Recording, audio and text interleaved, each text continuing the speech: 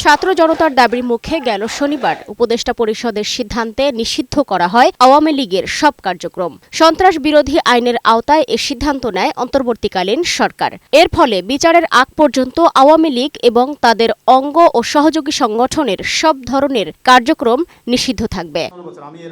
সোমবার রাজধানীর সেগুনবাগিচায় Dhaka reporters unity আয়োজিত মিট দ্য প্রেস অনুষ্ঠানে সাংবাদিকদের সাথে বিষয়টি নিয়ে কথা বলেন প্রধান উপদেষ্টার প্রেস সচিব শফিকুল আলম। তিনি বলেন, আওয়ামী লীগের কার্যক্রম নিষিদ্ধের সিদ্ধান্তে দেশের মানুষ স্বস্তিতে নিঃশ্বাস ফেলেছে। জনগণ দেখতে চেয়েছিল যে আওয়ামী লীগের মধ্যে অনুশোচনা, তাদের মিনিমাম অনুশোচনা, বাংলাদেশে একটা স্বস্তির নিঃশ্বাস ফেলেছে এই আওয়ামী লীগের কার্যক্রম নিষিদ্ধ হতে। প্রেস সচিব বলেন, আওয়ামী লীগ দেশের মানুষের সব অধিকার খর্ব করেছিল। আওয়ামী লীগের কার্যক্রম নিষিদ্ধে জুলাই গণ অভ্যুত্থানে যুক্ত সব রাজনৈতিক দল ও দেশের মানুষের সমর্থন রয়েছে। ফলে কোথাও কোনো আন্দোলন হয়নি। আওয়ামী লীগের কার্যক্রম নিষিদ্ধ হয়েছে বিকজ তারা যেই ধরনের হিউম্যান রাইটস অ্যাবিউজ করেছে, তারা জনগণের ভোটাধিকার কেড়ে নিয়েছে, তারা তো পুরো বাংলাদেশের মানুষের সমস্ত অধিকার তারা খর্ব করেছিল।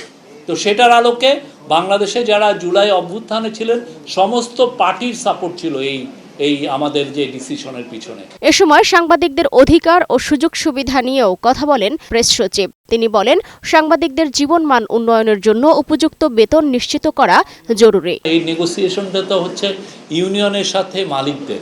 সালমা জাহান মুক্তা, বৈশাখী সংবাদ, ঢাকা।